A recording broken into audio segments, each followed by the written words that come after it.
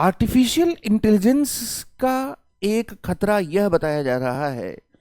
कि यह इंसान की आजादी को खत्म करके डिजिटल डिक्टेटरशिप को इस्टेब्लिश कर सकता है। और ऐसा वो या तो सर्विलेंस सिस्टम के थ्रू कर सकता है, या वह रोबोट आर्मीज के थ्रू कर सकता है, या फिर वो एल्गोरिदम का प्रयोग करके इंसान के ऊपर एक डोमिनेंस स्थापित कर सकता है। आप कल्पना करिए कि उत्तर कोरिया के तानाशाह किम की तरह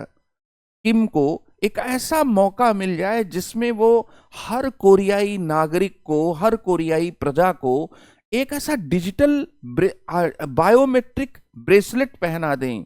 जिस बायोमेट्रिक ब्रेसलेट को एक डेटा सेंटर से कनेक्ट कर दिया जाए, उनके ब्लड प्रेशर से लेकर उनके सारे सोचने समझने निर्णय लेने की जो भी प्रक्रिया है, उनके गुस्से, उनके एंगर, इन सब को क्या है, अगर क्या है डेटा विश्लेषण किया जाए, एनालिसिस किया जाए और इसके बाद किसी भी खतरनाक नागरिक को पहचान कर उसको सजा दिया जाए, तो ये डिजिटल तानाशाही होगी। एक दूसरा तरीका भी हो सकता है कि इंसानों की सेनाओं की जगह रोबोट सेनाएं क्या है बना ली जाएं, और उन रोबोट सेनाओं को इस तरह से प्रशिक्षित किया जाए कि युद्ध में भयानक खून खराबा कर सकें, भयानक नुकसान क्या है पहुंचा सकें। तीसरा तरीका ये हो सकता है कि अमेजॉन, इसके साथ ही फेसबुक या मेटा, या फिर इसी तरह से एप्पल, या फिर इसी तरह से गूगल, इस तरह की जो बिग टेक कंपनीज हैं, इनके पास जो डेटा है, उस डेटा को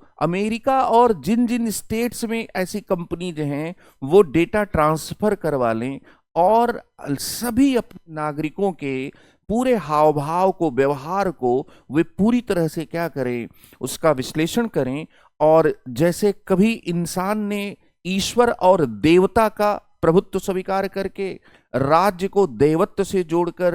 अपने शासन को स्थापित किया था, फिर या इसी तरह से कि कभी इंसान ने देवता या ईश्वर के बजाय सार्वभौम सत्ता प्रभुत्व जो है वो इंसान का स्वीकार कर लिया तो लोकतंत्र आया, उसी तरह से इंसान एक दिन ऐसा भी हो सकता है कि एल्गोरिदम की प्रभुसत्ता को स्वीकार कर ले। और इस तरह की चीजें हो भी रही हैं। इसलिए डिजिटल तानाशाही एक बहुत ही डेंजरस पॉसिबिलिटीज में से एक है आर्टिफिशियल इंटेलिजेंस के इस पूरे चर्चा में। और जो ये बात कही जा रही है, या जो ये कि आर्टिफिशियल इंटेलिजेंस दरअसल एक बुलबुला था और वो बुलबुला फूट चुका है,